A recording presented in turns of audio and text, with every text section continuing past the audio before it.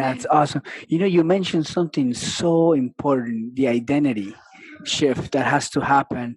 And I think in medicine, I see this a lot with the patients that have chronic conditions because people become, I am a diabetic, I am a cholesterol, I am obese, I am alcoholic, I am.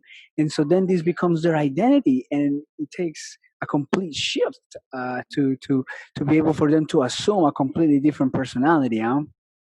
It's so true. And you know what, Andres, a lot of my clients, they come to me and they say, it's so easily said. It's more easily said than done. I know I have to do it. Intellectually, I know I got to make an identity shift, but it's insurmountable. I don't know how to do that. And it seems like it's an impossible feat.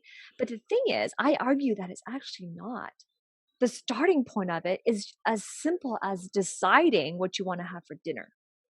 You decide what you want to have for dinner. You decide what you want to drink with your dinner.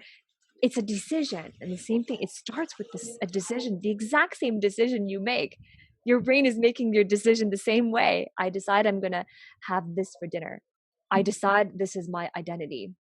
So when you decide, decidere, that is the root word, the root origin of the word decide, which means you cut off everything else, right? So when you decide that, you are disowning everything that you owned before in that old identity. You disown it. So it's unbecoming that, and then you decide to become that. So unbecoming first, and then you become. And it's a process, but the start of it is as simple as a decision.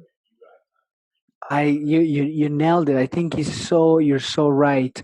And I learned recently that the word identity is being repeatedly. It means being repeatedly, and yeah, it's like the decision has taken place, and then is the brain.